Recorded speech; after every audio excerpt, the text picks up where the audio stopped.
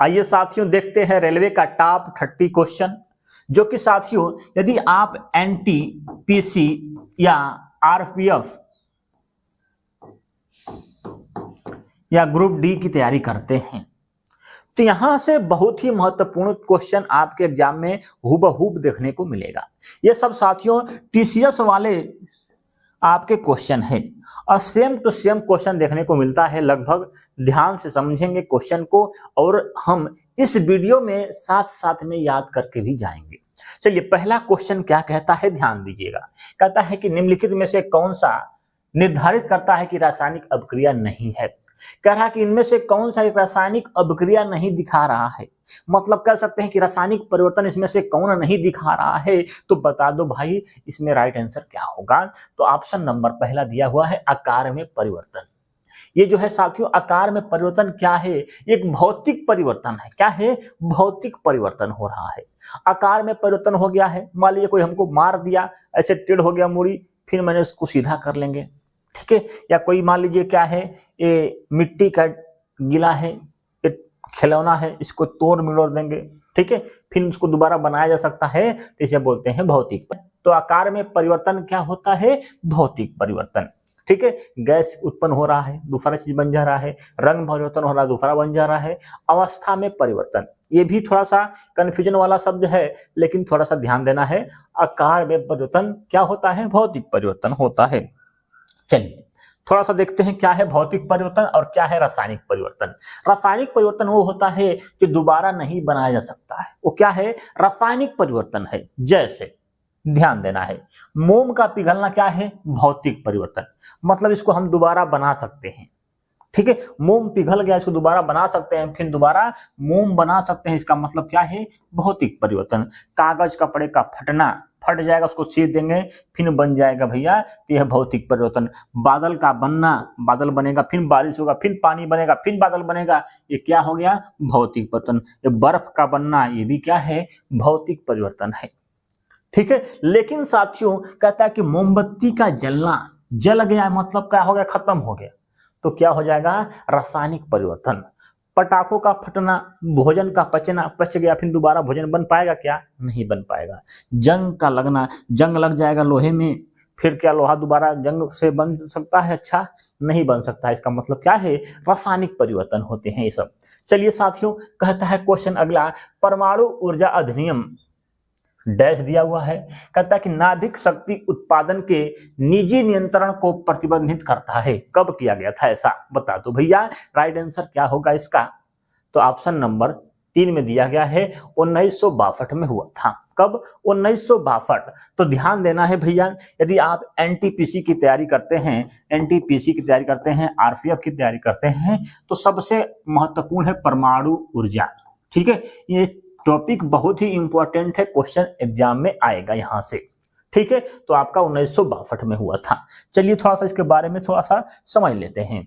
देखिए परमाणु ऊर्जा आयोग की स्थापना होती है 1948 में होमी जहांगीर भाभा के द्वारा, ठीक है, 1948 में। ताली बजा दो भैया, 48, ठीक है। परमाणु ऊर्जा विभाग प्रतिष्ठान कह सकते हैं, परमाणु ऊर्जा विभाग का गठन मतलब कह सकते हैं एक तरह से, ठीक है, 1954 में हुआ था, ठीक है, 1954 में हुआ था। आयोग की स्थापना 1948 में, इसका जब विभाग बनता है, प्रतिष्ठान होता है इसका 1954 में। आगे है BSRC Bhabha atomic research centre, कहां पर है, मुंबई ट्राम्बे, ठीक है, मुंबई के ट्राम्बे में है। भारत का पहला न्यूक्लियर रिएक्टर, परमाणु रिएक्टर कौन सा है, तो अप्सरा है। क्या है, अप्सरा है। ये 4 अगस्त 1956 को बना था, ठीक है, 4 अगस्त 1956 परमाणु रिएक्टर बना था हमारा पहला भारत का, अप्सरा के नाम से, ठीक है। बहुत ही इंपॉर्टेंट है, क्वेश्चन एग्जाम में आ चुका है रेलवे के, ठीक है। तो अप्सरा यहाँ लिखा है 56, तो अप्सरा क्या होती है, उनका सीना कैसा है, 56 इंच का है, 56 इंच का, ठीक है। तो 56, 1956 याद करिएगा, अप्सरा से याद रहेगा, सिंपल है ना भैया। तो पढ़ते रहो और साथ साथ में याद करते रहो, तो बहुत ही जरूरी है। पहला ऊर्जा संयंत्र कौन सा है, तो तारापुर। क्या है, तारापुर। इन दोनों में कंफ्यूजन हो सकता है किसी बच्चे को, थोड़ा सा ध्यान देना है। ऊर्जा संयंत्र बोलेगा, ऊर्जा किससे निकलता है, मान लो एक तरह से तारा, सूर्य क्या है, तारा है, तो तारा से निकलता है, तो ऊर्जा संयंत्र की बात करेगा तो तारापुर। और परमाणु न्यूक्लियर रिएक्टर बोलेगा या परमाणु रिएक्टर बोलेगा तो अप्सरा। परमाणु क्या होती हैं, अप्सराएं होती हैं परमाणु। चलिए आगे साथियों अगला क्वेश्चन क्या कहता है, टुंड्रा वनस्पति कहां पाई जाती है, बता दो। कह रहा है कि टुंड्रा कहां पाई जाती हैं, तो हिमालय क्षेत्र में, मतलब जहां पर पर्वतीय क्षेत्र होते हैं, या कह सकते हैं जहां पर बर्फ हमेशा हमेशा हमेशा रहती है, बर्फ से जो चीज ढका रहता है, हमेशा ढका रहता है, वहां पर कौन सा पाई जाती है वनस्पति, तो टुंड्रा वनस्पति पाई जाती है। कौन सी, टुंड्रा। ठीक है, तो आइए थोड़ा सा समझ लेते हैं कि टुंड्रा क्या होता है और टैगा क्या होता है। ध्यान देना है भैया, टैगा टैगा। ठीक है, तो यहां पर देखेंगे साथियों, टैगा जो है ठंडे प्रदेशों में जहां पर बर्फ की बमबारी होती है, ठीक, जैसे जम्मू कश्मीर। ठीक है, यहाँ पर क्या हो गया आपका अमेरिका कनाडा के बीच, ठीक है, यूरेशिया, रूस, साइबेरिया, कनाडा, नॉर्वे, इन सब जगह पर क्या होता है, टैगा प्रदेश कहलाते हैं, जो कि 50 से 65 उत्तरी अक्षांश के बीच पाए जाते हैं। ठीक है, यहाँ पर देखा जाता है तो ठीक है, ये है हमारा विश्व का मानचित्र। यहाँ पर देखेंगे साथियों, तो ये जो चीज आपको दिख रहा है टैगा क्षेत्र में है, ठीक है, और इसके ऊपर जो है टुंड्रा क्षेत्र के अंतर्गत आता है। ठीक है, तो ये है हमारा टैगा और ये है आपका टुंड्रा। ठीक है, तो यहाँ पर क्या होता है, यहाँ पर जो होता है बारिश होती है, ठीक है, बरसात होती है, कैसी, बर्फ की बरसात होती है। यहाँ पर क्या होता है, बर्फ हमेशा जमा रहता है, हमेशा ढका रहता है, उसे बोलते हैं टुंड्रा। और जहाँ पर बारिश होती है बर्फों की, उसे बोलते हैं टैगा। ठीक है, एक तरह से कह सकते हैं शॉर्टकट में। यहाँ पर देखेंगे साथियों, कहता है साथियों कि कोड़ीधारी वन पाए जाते हैं, कहां पर पाए जाते हैं, तो टैगा प्रदेश में। क्वेश्चन पूछेगा, ठीक है, कोड़ीधारी वन पाए जाते हैं टैगा प्रदेश में। टैगा प्रदेश वाले वन को क्या कहते हैं, तो कोड़ीधारी वन कहते हैं, या टैगा प्रदेश के वन को कहते हैं बोरियल वन कहते हैं। क्या कहते हैं, बोरियल वन कहते हैं। इनका जो ऐसे होते हैं, ठीक है, ये पेड़ जो होते हैं ऐसे होते हैं, बर्फ गिरेगी, ठीक है, बर्फ गिरेगी और नीचे सरक जाएगी। ये मुलायम होते हैं, पत्तियां नुकीली होती हैं। ठीक है, टुंड्रा क्षेत्र में क्या होते हैं, बर्फ से हमेशा ढका रहता है। ठीक है, ये क्या है, टुंड्रा। ठीक है, बर्फ से हमेशा ढका रहता है। ये जो आपको दिख रहा है, जो ऐसा दिख रहा है टुंड्रा, ये बना है क्या है, बर्फ से, बर्फ ये हमेशा ढका रहता है। ठीक है, ये बर्फ से हमेशा क्या होता है, ढका रहता है। ठीक है, ये 65 डिग्री उत्तरी अक्षांश से ऊपर पाए जाते हैं, जैसे अलास्का। अलास्का कहाँ पड़ता है भैया, अमेरिका का हिस्सा है आपका अलास्का, यहाँ पड़ता है। ठीक है, ये सब आपके टुंड्रा क्षेत्र के अंतर्गत आते हैं। दूसरा है एशिया यूरोप के उत्तरी अमेरिका के उत्तरी भाग में, मतलब उत्तरी भाग में, चाहे एशिया का हो, चाहे यूरोप का हो, चाहे उत्तरी अमेरिका का हो, सबसे उत्तरी भाग में पाए जाते हैं टुंड्रा। ठीक, वनस्पतियां कैसी पाई जाती हैं, तो झाड़ीदार वनस्पतियां पाई जाती हैं, जिसे हम बोलते हैं आर्कटिक बिलो। क्या बोलते हैं, आर्कटिक बिलो बोलते हैं। इनका जो भोजन होता है वो क्या होता है, रेडियन होता है इनका भोजन। ठीक है, बर्फ के घर को क्या कहते हैं, इग्लू कहते हैं। ठीक है, तो इतना जरूर इनके बारे में जानना अति आवश्यक है। आगे देखते हैं, अगले क्वेश्चन पर बढ़ते हैं साथियों। कहता है कि भारत में नाभिक ऊर्जा का उपयोग करके विद्युत उत्पादन शुरू किया गया था। सबसे पहले विद्युत उत्पादन शुरू किया गया था नाभिक ऊर्जा का प्रयोग करके। कब किया गया था भैया, बता दो। ऐसे वैसे क्वेश्चन एग्जामों में आते हैं, तो अक्टूबर 1969 पोजीशन पर हुआ था। ठीक है, नाभिक ऊर्जा से विद्युत उत्पादन कब हुआ था, 1969 में। ठीक है, 1969 69 पोजीशन पर हुआ था बाबू, नाभिक ऊर्जा से विद्युत उत्पन्न। ठीक है, वेरी वेरी मोस्ट इंपोर्टेंट है, ऐसे क्वेश्चन पूछे जाते हैं। आगे देखते हैं साथियों, क्या कहता है, NRDWP का पूर्ण रूप क्या है, बता दो भैया। तो इसका राइट आंसर क्या है, option number a, national rural drinking water programme. ठीक है, national rural drinking water programme इसका क्या है, पूर्ण रूप है। ठीक है, तो ऐसे ऐसे क्वेश्चन भी एग्जामों में देखने को मिला है। ठीक है, अगले क्वेश्चन की ओर बढ़ेंगे, ध्यान देना है। ठीक है, वीडियो को एक बार साथियों लाइक जरूर करिएगा। NTPC पीसी का प्रैक्टिस सेट का क्वेश्चन है, मतलब आया हुआ पेपर में क्वेश्चन है प्रीवियस ईयर्स। कहता है किस शहर में हवाई अड्डे पर लाल बहादुर शास्त्री की प्रतिमा स्थापित है? किस पर है? आपके वाराणसी। कहां पर? वाराणसी में हुआ है। इनका नाम ही है वाराणसी का लाल बहादुर शास्त्री अंतर्राष्ट्रीय हवाई अड्डा वाराणसी। आगे साथियों अगला कहता है कि भारत के पहले स्वदेशी निर्मित विमानवाहक पोत का नाम बताइए। बताइए क्या है साथियों? विक्रांत। क्या है? अगला क्वेश्चन क्या कहता है साथियों?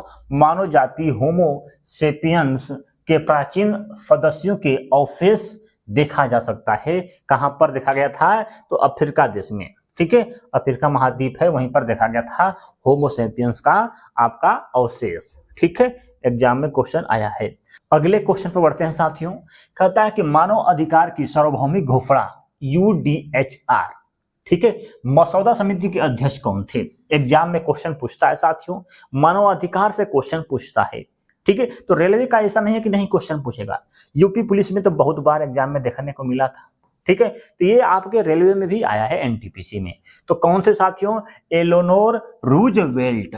ठीक है, ये बेल्ट था। ठीक है, रूजवेल्ट थे मसौदा समिति के अध्यक्ष। याद रहेगा, बहुत ही इंपॉर्टेंट है। चलिए थोड़ा सा इसके बारे में समझ लेते हैं, मानव अधिकार के बारे में ध्यान देना है। मानव अधिकार थोड़ा सा ध्यान दो, बता देते हैं आपको। कहता है कि 10 दिसंबर 1948 को मानव अधिकार दिवस के रूप में मनाते हैं। क्यों मनाते हैं? क्योंकि यूएनओ महासभा की 183वीं बैठक हुई थी फ्रांस के आपके पेरिस में। यहाँ पर 10 दिसंबर 1948 को हुई थी बैठक। ठीक है, तो डेट बहुत ही इंपॉर्टेंट है, 10 दिसंबर 1948 को। ठीक है, मानवाधिकार की सार्वभौमिक घोषणा की गई थी। क्या की गई थी? सार्वभौमिक घोषणा की गई थी, यही क्वेश्चन पूछा था। ठीक है, इसको हम संवैधानिक निकाय है एक तरह से। ठीक है, सार्वभौमिक घोषणा को मानव अधिकार की मैग्ना कार्टा कहा जाता है। यह भी इंपॉर्टेंट क्वेश्चन बनता है। ठीक है, यहाँ पर देखते हैं, अभी बताए हैं चेयरमैन पूछेगा, मसौदा समिति के अध्यक्ष पूछेगा, तो एलोनोर रूजवेल्ट हैं। कौन है? एलोनोर रूजवेल्ट हैं। एक क्वेश्चन पूछ दिया है। अभी हम यूपी पुलिस का पढ़ा रहे थे तो उससे में पढ़ाए हैं, यूपीएसआई में क्वेश्चन पूछा गया है। ठीक है, तो यहाँ पर क्वेश्चन पूछते हैं, भारत के तरफ से कौन गया था? तो हंसा मेहता ने भाग लिया था। ठीक है, मानव अधिकार के प्रथम अंतर्राष्ट्रीय सम्मेलन कहाँ पर होगा? तेहरान में हुआ था। ठीक है, प्रथम तेहरान में हुआ था। यहाँ पर है राष्ट्रीय मानव अधिकार आयोग। ठीक है, बहुसदस्यीय होती है। इसमें जो है इसका जो है मानव अधिकार संरक्षण अधिनियम कब आता है? 1993 में आता है। मुख्यालय कहाँ पर है? नई दिल्ली में है। ठीक है, मानव अधिकार आयोग का स्थापना 12 अक्टूबर 1993 में होती है। ठीक है, यूपीएसआई में क्वेश्चन पूछा गया है। इसके अध्यक्ष कौन होते हैं साथियों? तो सुप्रीम कोर्ट का रिटायर्ड न्यायाधीश या न्यायाधीश, दोनों में से कोई हो सकता है। ठीक है, कार्यकाल पूछेगा साथियों, 3 वर्ष या 70 वर्ष जो पहले पूरा हो। ठीक है, नियुक्ति कौन करता है? तो राष्ट्रपति करते हैं। ठीक है, सिफारिश समिति के आधार पर, सिफारिश समिति में ये लोग होते हैं। ठीक है, वेतन कौन देता है? केंद्र सरकार। त्याग पत्र किसे देते हैं? तो राष्ट्रपति को देते हैं अपना यह त्याग पत्र। पेश किया गया है 28 सितंबर 1993 में मानवाधिकार। ठीक है, तो इससे क्वेश्चन एग्जामों में पूछे जाते हैं। ठीक है साथियों, आइए आगे बढ़ते हैं। आगे साथियों क्वेश्चन पूछ सकता है कि संविधान सभा के मसौदा समिति के अध्यक्ष कौन थे? एग्जाम में क्वेश्चन आ चुका है। जब हम साथियों एएलपी का एग्जाम दिए थे तो क्वेश्चन पूछा गया था। ठीक है, तो ये है आपके डॉक्टर भीमराव अंबेडकर, मसौदा समिति के अध्यक्ष। ठीक है, प्रारूप समिति का पूछेगा तो आपके डॉक्टर भीमराव अंबेडकर जी हो जाएंगे। दोनों ही बहुत ही इंपॉर्टेंट क्वेश्चन बनता है। यदि कहता है सार्वभौमिक घोषणा के मसौदा समिति के अध्यक्ष, तो रूजवेल्ट। ठीक है, रूजवेल्ट। ठीक है, आगे क्वेश्चन पर बढ़ेंगे। अगले क्वेश्चन में बढ़ते हैं साथियों। कहता है कि इंद्रधनुष 2 संबंधित है, किससे संबंधित है? सार्वजनिक क्षेत्र बैंक का पुनर्जीवनीकरण से संबंधित है। अच्छा क्वेश्चन है, पूछा गया है साथियों। कहता है पुस्तक तहकीक मां लिल हिंद किसने लिखा है? पुस्तक से क्वेश्चन एग्जाम में पूछेगा। एनटीपीसी की पेपर दे रहे हैं साथियों, तो क्वेश्चन पूछेगा। ठीक है, तो किसने लिखा है साथियों? तो अल बुर्नी ने लिखा है। किसने लिखा है? अल बुर्नी ने लिखा है साथियों। क्या लिखा है? तहकीक मां लिल हिंद। ठीक है, किसने लिखा है? अल बुर्नी ने लिखा है। ठीक है, बुर्नी ने लिखा है क्या? तहकीक मां लिल हिंद। ठीक है, याद रहेगा, बड़ा थोड़ा सा खतरनाक नाम है, थोड़ा सा, तहकीक मां लिल हिंद। ठीक है, अल बुर्नी ने लिखा है, किताब का नाम है। ठीक है, एग्जाम में आया हुआ क्वेश्चन है। ठीक है, कहता है क्वेश्चन अगला, निम्नलिखित में से कौन सा एक फाइल शेयरिंग ऐप नहीं है, बता दो भैया। कह रहा कि फाइल शेयर नहीं, ऐप नहीं पूछ रहा है, बता दो भैया क्या होगा इसमें से। तो आपका सर फ्लाई, ठीक है, आपका sir fly, option number c. ठीक है, पुश वेल्ट, सुपर बीम, एयर ड्राइड, इनसे किया जाता है। ठीक है, ऑप्शन नंबर सी सही हो जाएगा। अगले क्वेश्चन पर बढ़ेंगे। कहता साथियों कि 4 शब्द दिए गए हैं जिनमें से 3 एक समान हैं। क्या है? 3 एक समान हैं, एक असंगत है, असंगत को पहचानिए। इसमें से क्या हो सकता है साथियों? तो बताइए। कावेरी, कृष्णा, गोदावरी, ठीक है, ब्रह्मपुत्र। तो यहाँ पर ऑप्शन नंबर सी है ब्रह्मपुत्र। ठीक है, ये जो है तीनों दक्षिणी भारत की नदियां हैं, जबकि ये जो है हमारे बाहर से निकलते हुए भारत में आती है। ये सब भारत में ही निकलती हैं, ऐसे भी कर सकते हैं। तो ऑप्शन नंबर सी सही है। अगले क्वेश्चन बढ़ते हैं साथियों। कहता है कि डैश में भारत के सभी बड़े उद्योगपति ने देश में एक नियोजित अर्थव्यवस्था स्थापित करने के साथ मिलकर संयुक्त प्रस्ताव तैयार किया था। नियोजित अर्थव्यवस्था स्थापित करने हेतु प्रस्तावित किया था 1944 में। कब? 1944 में किया गया था। ठीक है, 1944 में। याद करना है साथियों, सन वाले क्वेश्चन ज्यादातर देखने को मिल रहा है साथियों। कहता है कि गोल गुंबज किस राज्य में स्थित है? गोल गुंबज किस राज्य में स्थित है? तो कर्नाटक में स्थित है। कहां पर? कर्नाटक में। ठीक है, कहता है कि PSD किस प्रकार की कंप्यूटर फाइल का एक्सटेंशन है, बताइए। तो ऑप्शन नंबर क्या सही है? ऑप्शन नंबर ए, एडोब फोटोशॉप। क्या है? Adobe Photoshop. तो कंप्यूटर से भी एग्जाम में क्वेश्चन देखने को मिल रहा है। चलिए साथियों, अगले क्वेश्चन में बढ़ते हैं। कहता है कि ब्रिटिश समाज से भारत के स्वतंत्रता के बाद भारत के प्रधानमंत्री जवाहरलाल नेहरू डैश की अध्यक्षता में परमाणु विकास कार्यक्रम को मंजूरी दी गई थी। तो होमी जे भाभा के द्वारा। ऑप्शन नंबर ए सही है। चलिए, कहता है क्वेश्चन अगला साथियों कि इनमें से किस प्रकार के अंगों की बुनियादी संरचना उत्पत्ति समान होती है परंतु कार्य भिन्न होते हैं? उन्हें क्या कहते हैं? समजात कहते हैं। क्या कहते हैं? समजात कहते हैं। अगले क्वेश्चन पढ़ते हैं। निम्नलिखित में से किस वर्ष 1938 से लेके 1939 में भारतीय राष्ट्रीय कांग्रेस के अध्यक्ष के रूप में निर्वाचित किया गया था? एक साल 38 से 39 कार्यकाल किसका था? तो सुभाष चंद्र बोस का। ऑप्शन नंबर 4 सही है। अगले क्वेश्चन पर बढ़ेंगे साथियों। अगला क्वेश्चन क्या कहता है? स्वर्ण बेलगोला में स्थित गोमटेश्वर मूर्ति किस सामग्री से बनी है? बता दो। तो ग्रेनाइट से बनी है। ऑप्शन नंबर ए सही है। कहाँ है? ऑप्शन नंबर ए। ठीक है, तो पहले साथियों एग्जाम को निकालना है तो पहले उसके प्रीवियस ईयर्स को लगाओगे तभी कुछ होने वाला है। ठीक है, पहले प्रीवियस ईयर्स को जानो कि कहाँ से क्वेश्चन पूछ रहा है, कहाँ से क्वेश्चन पूछेगा। उसके बाद साथियों उसके आसपास के जितने भी क्वेश्चन बनते हैं उनको पढ़ो। ठीक है, उनको पढ़ोगे तभी आपका सिलेक्शन हो सकता है। चलिए, अगला क्वेश्चन कहता है कि अंगूर की खेती इनमें से किस प्रकार के क्षेत्र की विशेषता है? तो कहां पर है? भूमध्य सागरीय क्षेत्र में पाई जाती हैं अंगूर की खेती, ज्यादातर देखने को मिलती हैं। अंगूर की खेती को क्या कहते हैं साथियों? बता दो। विटीकल्चर। अगले क्वेश्चन बढ़ते हैं साथियों। बाणभट्ट किस राज्य के दरबारी कवि थे? बाणभट्ट किसके थे? हर्षवर्धन के। ठीक है, वर्धन वध कर देना, बाण से वध कर देना, तो हर्षवर्धन के थे दरबारी कवि। कौन? बाणभट्ट। चलिए तो देख लेते हैं कौन किसके दरबारी कवि थे। हर्षवर्धन के कौन थे?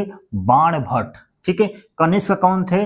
अश्वघोष, नागार्जुन, वसुमित्र, तीनों लोग थे। समुद्रगुप्त के कौन थे? हरिसेन। कौन थे? हरिसेन। चंद्रगुप्त द्वितीय के कौन थे? कालिदास, अमर सिंह। ठीक है, पृथ्वीराज चौहान के कौन थे दरबारी कवि? चंद्रबरदाई। अलाउद्दीन खिलजी का कौन था? अमीर Khusro. Very very most important. Shivaji के कौन थे? परमानंद। ठीक है, कनिष्क बताए हैं आपके चरक। ठीक है, अश्वघोष, नागार्जुन और चरक। ठीक है, चरक ये भी थे। ठीक है, इनके दरबारी कवि। बिंबिसार के कौन थे? जीवक। ठीक है, जीवक थे बिंबिसार के दरबारी कवि। आगे देखते हैं। व्यापार एवं आर्थिक संबंध समिति TERC के प्रमुख कौन है? तो प्रधानमंत्री। कौन है? प्रधानमंत्री। निम्नलिखित में से कौन सा ग्रेन मेंडल के वंशानुगति सिद्धांत के अंतर्गत नहीं आता है, तो आपका बायोपिक्स का सिद्धांत, ऑप्शन नंबर 4। ऐसे ऐसे क्वेश्चन है साथियों कि हम भी नहीं कर पाएंगे। स्वतंत्रता के पूर्व भारत में किस आंदोलन ने कपास उत्पादन में प्रोत्साहन दिया था? तो स्वदेशी आंदोलन के समय, ठीक है, कपास उत्पादन को प्रोत्साहन मिला था। तो ये सब आपके क्वेश्चन थे, ठीक है। वीडियो अच्छी लगी तो लाइक करिएगा, ऐसा वीडियो चाहिए तो सब्सक्राइब कर लीजिएगा, ठीक है। कमेंट करिएगा कि चाहिए कि नहीं चाहिए, ठीक है, तो भी बनाएंगे, नहीं तो नहीं।